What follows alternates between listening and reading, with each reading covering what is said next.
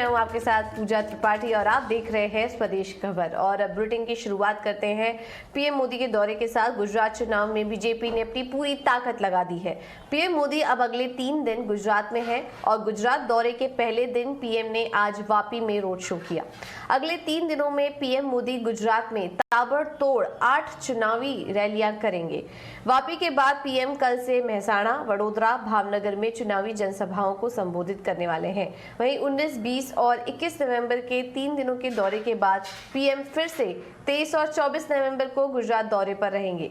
वापी में पीएम के road show के दौरान जनता का क्या मूड है, आइए एक बार उसकी छोटी सी झलक देख लेते हैं। मैं बचपन से उनकी बहुत विचारों, विचारधाराओं, ज्ञान, विज्ञान और समाज और संस्कृतियों के हर संगम को हमने सेलिब्रेट किया है। ये सेलिब्रेशन वास्तव में भारत की विविधताओं और विशेषताओं का सेलिब्रेशन है और इसलिए काशिल तमिल संगमम अपने आप में विशेष है, अद्वितीय है। आज हमारे सामने एक और पूरे भारत को अपने आप में समेटे हमारी सांस्कृतिक राजधानी काशी है, तो दूसरी ओर भारत की प्राचीनता और गौरव का केंद्र हमारा तमिलनाडु और तमिल संस्कृति है। ये संगम भी गंगा यमुना के संगम जितना ही पवित्र है।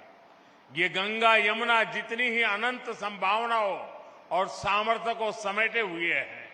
मैं काशी और तमिलनाडु के सभी लोगों का इस आयोजन के लिए हार्दिक बधाई देता हूं। और काशी और गुजरात पहुंचने से पहले प्रधानमंत्री ने आज अरुणाचल प्रदेश के पहले ग्रीनफील्ड एयरपोर्ट का उद्घाटन किया। ईटानगर के होलांगी में बने इस हवाई अड्डे का नाम डोनी पोलो एयरपोर्ट है और अब पूर्वोत्तर क्षेत्र में हवाई अड्डों की संख्या बढ़कर 16 हो चुकी है। इस एयरपोर्ट का रनवे 2300 मीटर लंबा है और इसकी खासियत यह है कि इसे हर मौसम में चालू रखा जा सकेगा। इसके अलावा पीएम ने 600 मेगावाट का मैंग जल विद्युत स्टेशन भी राष्ट्र को समर्पित किया। इस दौरान पीएम लोगों को संबोधित करते हुए विपक्ष पर भी करारा हमला किया। हम एक ऐसा वर्क कल्चर लाए हैं जिसका शिलान्यास हम करते हैं, उद्घाटन भी हम ही करते हैं। अटकाना, लटकाना, भटकाना वो समय चला गया। लेकिन मैं बात और करना चाहता हूं। 2019 फरवरी में मैंने इसका शिलान्यास किया था। अब 2019 मई में चुनाव आने वाले थे। ये जितने पॉलिटिकल कमेंटेटर होते हैं, जिनकी आंखों पर पुराने जमाने के चश्मे टंगे हुए हैं, इन लोगों ने चिल्लाना शुरू कर दिया, लिखना शुरू कर दिया, बोलना शुरू कर दिया, एयरपोर्ट वेयरपोर्ट कुछ बनने वाला नहीं है, ये तो चुनाव है ना, इसलिए मोदी यहां पत्थर खड़ा करने आ गया है। और यहां हो रहा है नहीं, हर चीज में उनको चुनाव नजर आता है। हर चीज के अंदर किसी भी अच्छे काम को चुनाव के रंग से रंग देने की फैशन हो गई है। इन सब लोगों को आज इस एयरपोर्ट का उद्घाटन एक करारा जवाब है, उनके मुंह पे तमाचा है। और मेरी इन पॉलिटिकल कमेंटेटर से आग्रह है, करबद्ध प्रार्थना है कि भी अब पुराने चश्मे उतार दीजिए। ये देश नए उमंग और उत्साह के साथ चल पड़ा है। राजनीति के तराजू से तोलना बंद कीजिए। और भारत 2050 तक दुनिया की दूसरी सबसे बड़ी इकोनॉमी बन जाएगा, ये कहना है अदानी ग्रुप के चेयरमैन गौतम अदानी का। ICAI के एक कार्यक्रम में गौतम अदानी ने कहा कि आने वाले समय में भारत हर 12 से 18 महीने में $1 ट्रिलियन का GDP जोड़ेगा। और इस दौरान उन्होंने ये भी कहा कि भारत तेजी से सुपर पावर बनने की ओर बढ़ रहा है।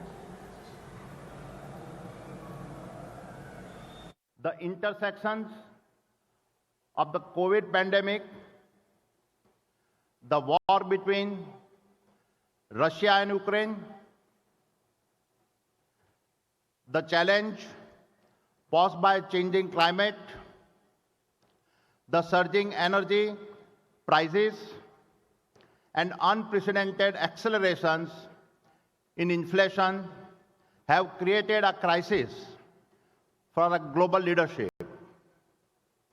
The contours of our international relations have fundamentally changed, and the aftertaste of globalization is not as flat as had been predicted. The fact is that several of our assumptions have been challenged,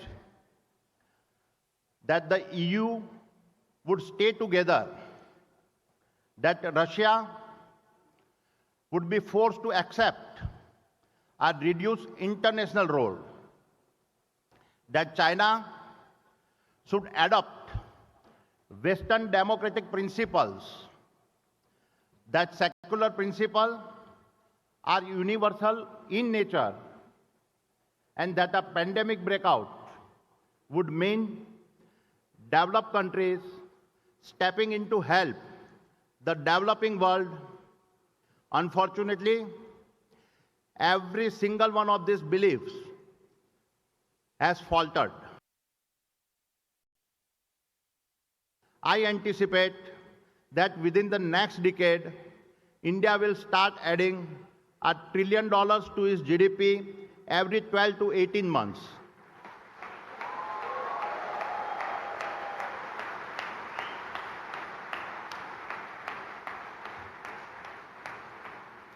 And thereby putting us well on track to be a $30 trillion economy by 2050.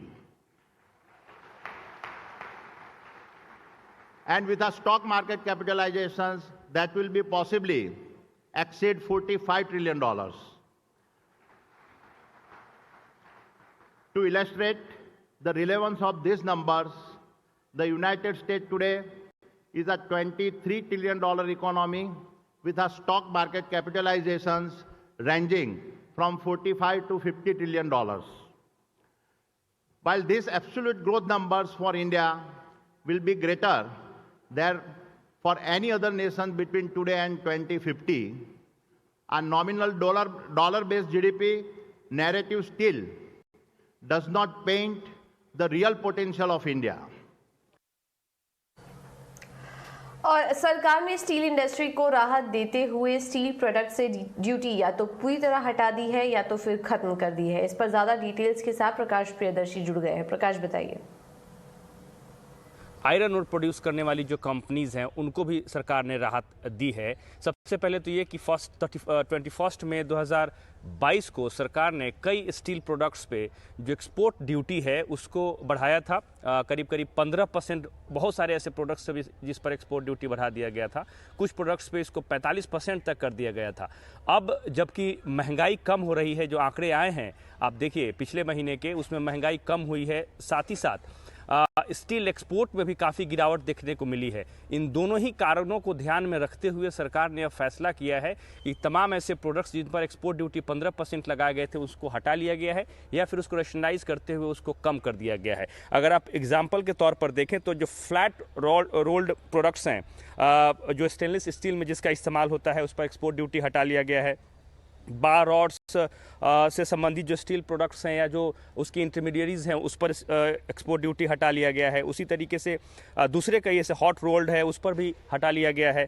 इसके अलावा अगर आप iron ore की बात करें तो खासकर जो लो ग्रेड आयरन ओर है, जहां पे Fe कंटेंट जो होता है 58% से कम होता है, उस पर जो एक्सपोर्ट ड्यूटी है उसको बढ़ाकर सरकार ने 50% कर दिया था, ताकि घरेलू बाजार में जो सप्लाई है उसमें कोई दिक्कत ना हो, उसको अब हटा लिया गया है, उसको नील कर दिया गया है। इसका मतलब ये है कि जो आयरन ओर कंपनीज़ हैं वो एफी 58% से कम जो एफी कंटेंट वाले आयरन ओर है उसका एक्सपोर्ट कर पाएंगी, लेकिन 58% से ज़्यादा एफी कंटेंट वाले जो आयरन ओर है उस पर ड्यूटी जो है अभी भी बनी हुई है, उस पर 30% ड्यूटी जो है वो देना पड़ेगा। आज से ये नोटिफिकेशन लागू है। इसका मतलब ये है कि स्टील कंपनियों को, आयरन कंपनियों को राहत मिली है और महंगाई में कमी को देखते हुए सरकार ने यह फैसला लिया है। और स्वामी रामदेव ने कहा कि ग्लोबल मार्केट की में मंदी का माहौल है, लेकिन भारत पर और पतंजलि फूड्स पर इसका कोई असर नहीं है। आइए आपको सुनवाते हैं उन्होंने और क्या कहा। पतंजलि फूड्स आज जिसका नाम है उसका लगभग आज डबल रेट चल रहा है और कितना रिटर्न चाहिए।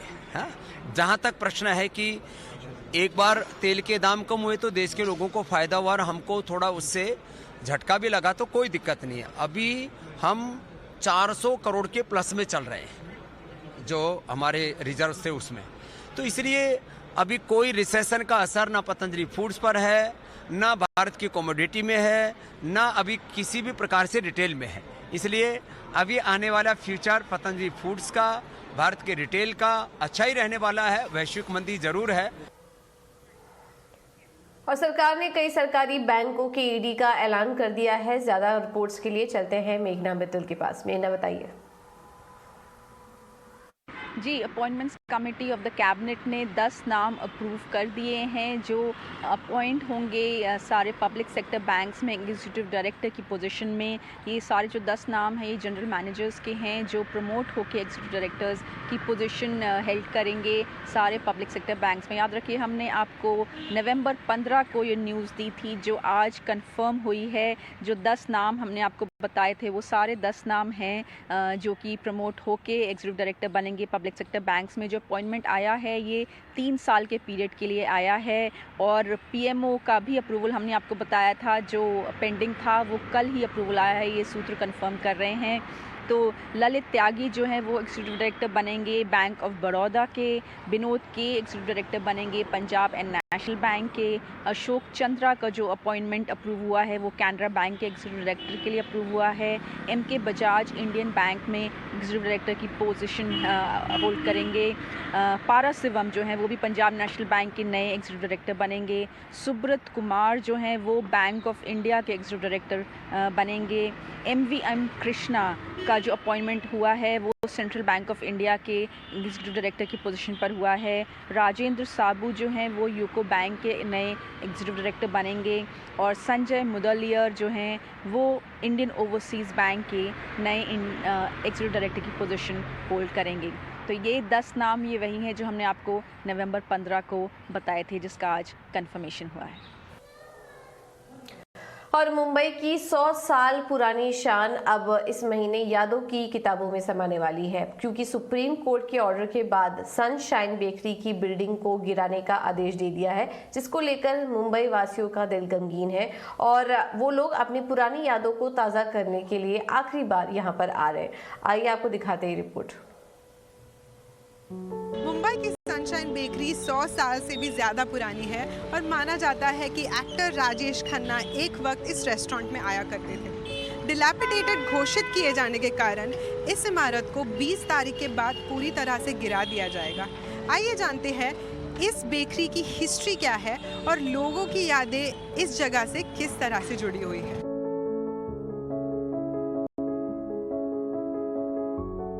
बंद करने के बाद अपन किधर जाएगा? 20-25 आदमी इधर काम कर रहे हैं और मेरा भी 32 ईयर हो गए इधर, मतलब पूरे मैनेजमेंट में ही देख रहा हूँ। अभी पब्लिक इधर पूरा अभी क्राउड और अभी पेपर में आने लगे तो पूरा पब्लिक गिरगांव का पूरा गिरगांव खड़ा है।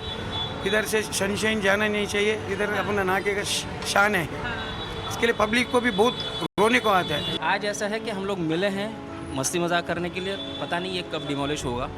तो एक सनशाइन में जब हम लोग स्ट्रगलिंग यहाँ पर आई गेस हर एक टेबल पे ऐसा बंदा तो होगा ही जो ये मेमोरीज रिक्रिएट करने के लिए आया है। बचपन से हम लोग नॉर्मली बन मस्का पाव, जैम पाव ऐसा नॉर्मली वो टाइम पे फेमस था, तब से आ रहे हैं। अभी जस्ट रिसेंटली वो कीमा पाव जैसे ऐड किया तब से कीमा पाव यहाँ पे बहुत पसंद है और ये जैसे बंद हो जाएगा तो we feel very sad for that. वो सरस्वती निवास में राजेश खन्ना साहब काका चाचा रहते थे, सुनील लाल खन्ना। वो कभी कभी उनके पास दिवाली का फेस्टिवल के सामने आता था, तो तभी आप नीचे आता था, खड़ा रहता था। यहाँ होटल में भी आता था। हमने बचपन में मैंने देखा है, गपशप मारने की जगह हक की जगह थी, वो हमको अभी बंद होने वाली है, तो इसका मेरा दुख होता है। जैसा कि हमने सुना, सनशाइन बेकरी लोगों की मनपसंद जगह रही है और जितनी पुरानी ये बेकरी है उतनी ही अनमोल यहाँ पर आने वाले लोगों की यादें हैं। उसी बात पर हम अलविदा कहते हैं इस बेकरी को। ऐश्वर्या पाटिल, ET नाउ स्वदेश के लिए।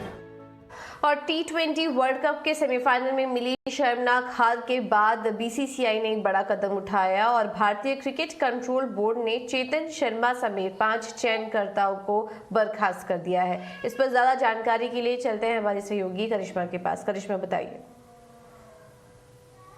इस वक्त यही सबसे बड़ी खबर है कि चेतन शर्मा और जो पूरा एक सिलेक्शन कमेटी पैनल था उसे BCCI ने हटा दिया है।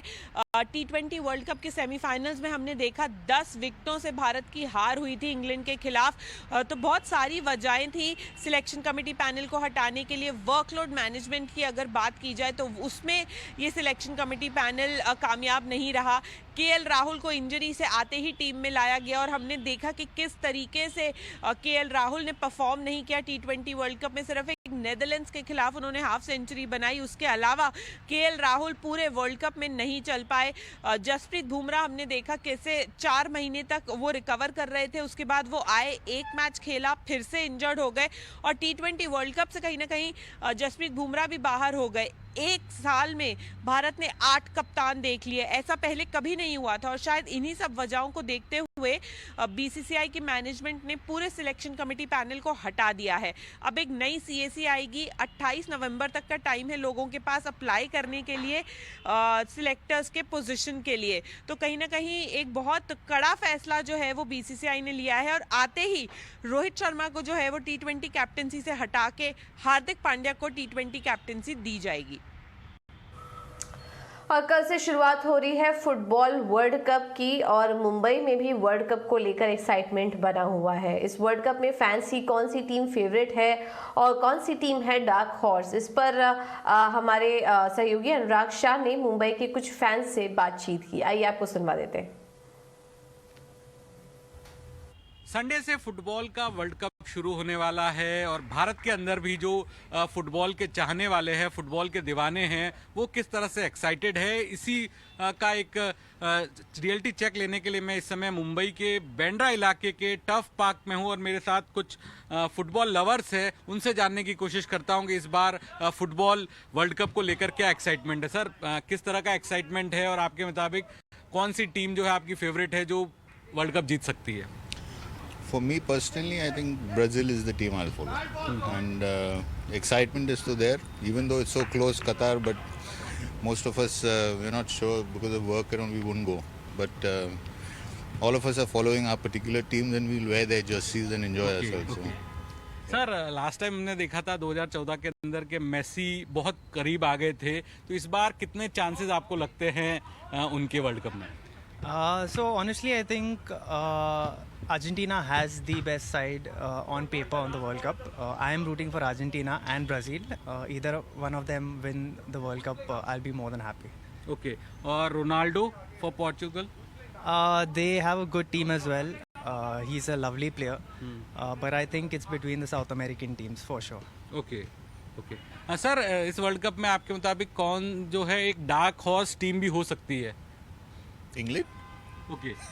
England can be called a dark horse team, but I think South American teams probably will have advantage because of the temperature and the climate and all compared to Europe. Europe is not, they're not used to this climate, so I'm thinking the South American teams will hopefully take it this time. Sir, England की बात की तो India के अंदर बहुत सारे English premiere league के fans भी है और यूरो कप में हमने देखा कि इंग्लैंड फाइनल में तक पहुंच गया था, तो वो भी एक रीज़न है जो सर कह रहे हैं कि डार्क हॉर्स हो सकता है?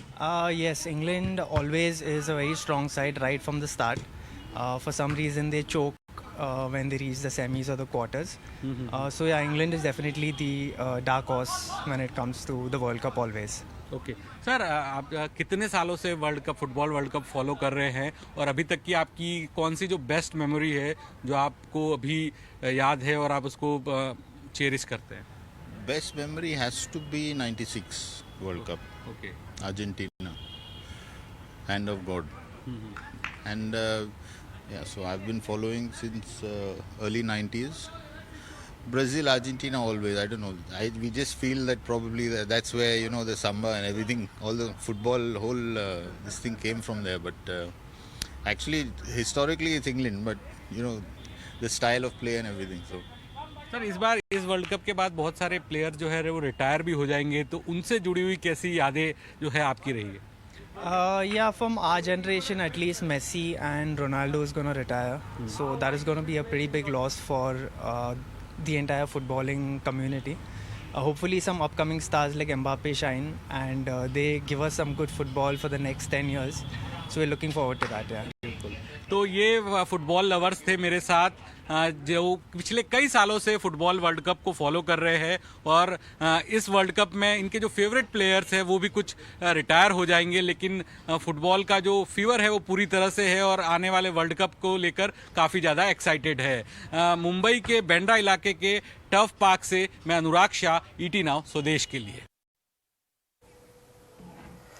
बिल्कुल, बहुत बहुत शुक्रिया अनुराग आपका ये सारी भी जानकारी देने के लिए। चलिए आगे बढ़ते हैं और रॉयल एनफील्ड की सुपर मीटियोर 650 की भारत में एंट्री हो चुकी है।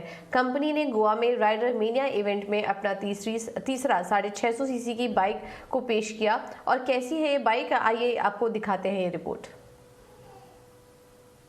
बगल में खड़ी है Royal Enfield Super Meteor 650, the big brother to the Meteor 350 and finally Indian shows पर आ चुकी है। राइडर मेनिया में मौजूद हूँ मैं और यहाँ पर इसको डिस्प्ले में रखा गया है। सो इन केस आप यहाँ पर मौजूद हैं तो इसकी झलक आपको मिल सकती है। सो पहले बात कर लेते हैं इस सुपर मीटियोर 350 के कुछ नंबर्स के बारे में, क्या हैं स्पेसिफिकेशंस।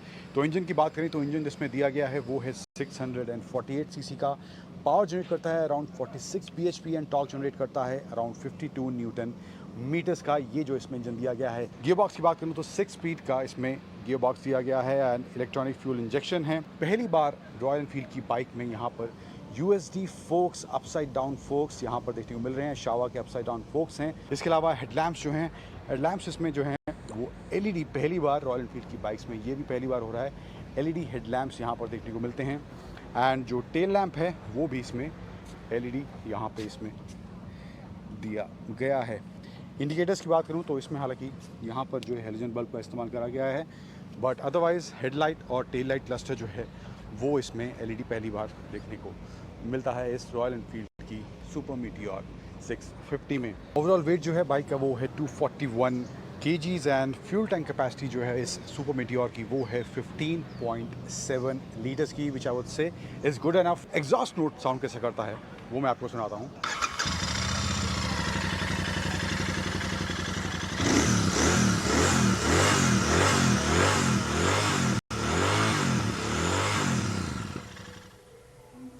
चलिए इस बुलेटिन में फिलहाल इतना ही, लेकिन आप बने रहिए ET नाउ स्वदेश के साथ। खबरों का सिलसिला आगे भी जारी रहेगा। नमस्कार।